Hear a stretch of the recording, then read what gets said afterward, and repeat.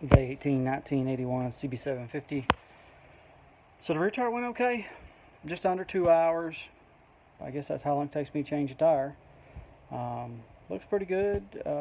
No issues. It had a couple places it didn't want to seat real well. You know, you throw extra of the lubricant in those areas. I like to leave the valve core out, depressurize, pressurize, depressurize, pressurize. Keep throwing lubricant in there and try to get it to reseat. There's one place I'd like to seat up a little bit better, but you know, we got time. We're not taking it out on the road today, so we'll let that just kind of work its way. And but here you go. We like that. We like that tread. Looks aggressive. Got a good little kind of Scrambler-ish, cafe-ish kind of tread to it. The rear of the motorcycle is coming together pretty well.